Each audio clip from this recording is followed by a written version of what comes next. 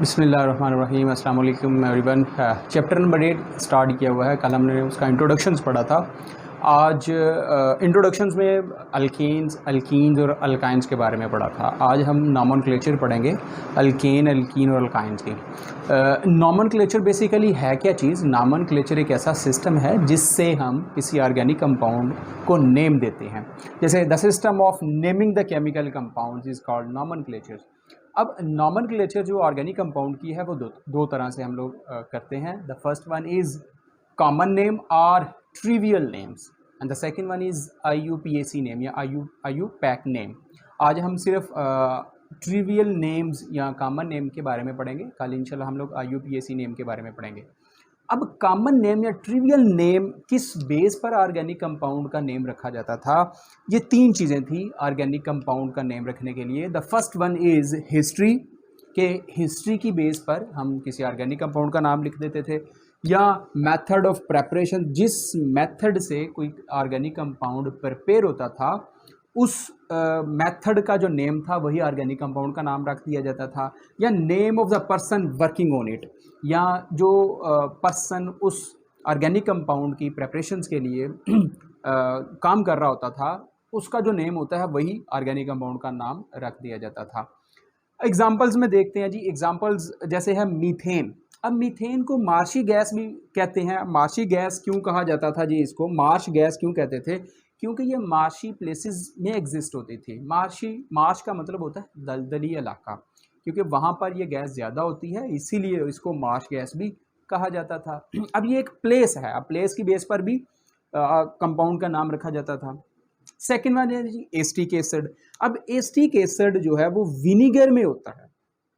अब विनीगर में क्यों होता है? क्योंकि ये लैटिन वर्ड एसिटम से डिराइव किया गया था। एसिटम, अब एसिटम का मीनिंग क्या है? विनीगर। विनीगर में ही ये एसिटिक एसिड होता है।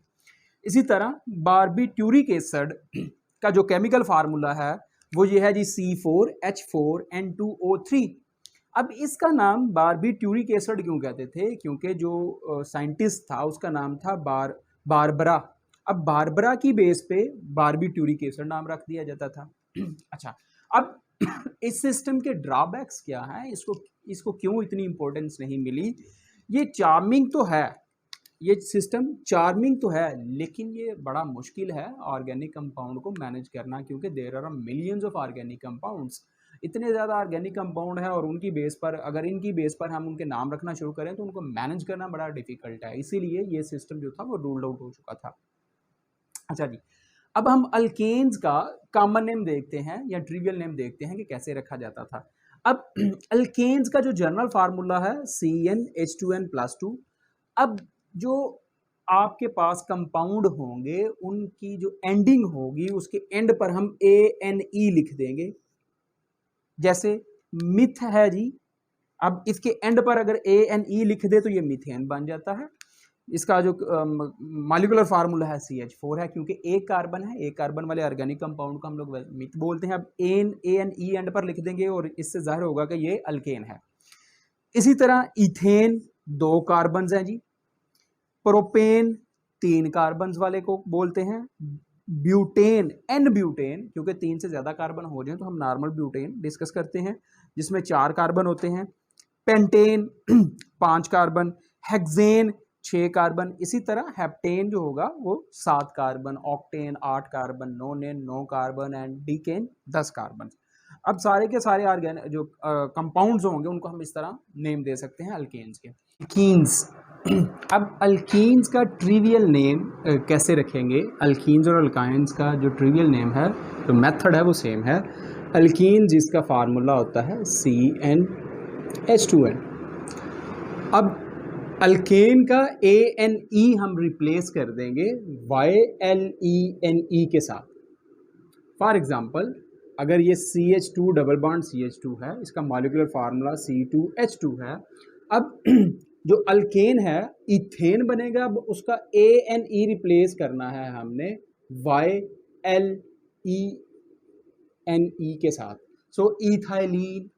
सिमिलरली ये 3 कार्बन है तो प्रोप है बेसिकली, लेकिन ANE को रिप्लेस करेंगे हम YLEN के साथ, प्रोपाइलीन। ये क्या आएगा? ब्यूटाइलीन। अब ये आएगा जी आइसोब्यूटाइलीन। आइसो क्यों आया है? क्योंकि जिस कार्बन के साथ ब्रांच अटैच है, ये मेन चेन है, अब इसके साथ एक ही ब्रांच अटैच है, लिहाजा ये क्या क्या क्या कहलाएगी? आइसोब्यूटाइलीन। सिमिलरली अल्काइंस का भी इसी तरह हम अकॉर्डिंगली नाम रख सकेंगे। जैसे ये 2 कार्बन है तो ये एसिटाइलीन, ये है जी मिथाइलीन, मिथाइल एसिटाइलीन। ये आएगा डाइमिथाइल एसिटाइलीन। अब डाई क्यों आया है जी? डाई इसीलिए आया है क्योंकि ये 2 कार्बन है, अब इसके इस साइड पर CH3 है और इस साइड पर CH3 है, तो ये डाइमिथाइल एसिटाइलीन आ जाएगा। सो बेसिकली इस तरह हम अल्कीन, अल्कीन और अल्काइंस के ट्रिवियल नेम रखते थे। अब इसमें एक चीज है, 3 बेसिकली डेफिनेशंस है, normal alkanes, iso alkanes and new alkanes. अब नॉर्मल अल्केन्स क्या होती है? Alkanes having a straight chain carbon atoms indicated by small N. अब इसको स्मॉल एन से नॉर्मल स्टैंड करता है, normal stand for N, N stand for normal alkanes, N before names. For example ये अगर आपके पास CH3, CH2, CH2, CH3 है, butane है। अब ये एक स्ट्रेट चेन है, इसीलिए इसका नाम क्या है? नॉर्मल ब्यूटेन या एन ब्यूटेन।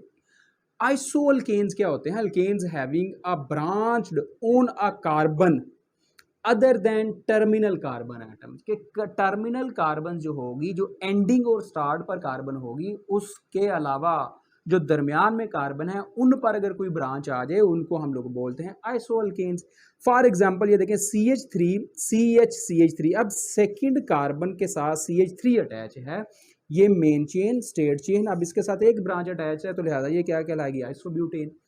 न्यू अल्केन्स क्या होती है? Alkanes having 2 branches of carbon atoms, जो एक कार्बन है उसके पास 2 अगर ब्रांच आ जाएं तो उनको हम बोलते हैं न्यू अल्केन्स। अब इसको रिप्रेजेंट किया जाता है small in a normal alkanes, present of N alkane same carbon. For example ये देखें, ये अगर एक स्टेट चेन कार्बन है, अब इस कार्बन के पास 2 ब्रांचेस हैं, लिहाजा इसका नेम जब लिखेंगे तो नेम लिखने से पहले हम लिखेंगे नियो, और 5 कार्बन है तो नियो पेंटेन। अब ये था जी trivial names of alkanes, alkenes and alkynes, और इनमें कुछ ये डेफिनेशन थी। कल इंशाल्लाह हम लोग पढ़ेंगे IUPAC नेम। Thank you.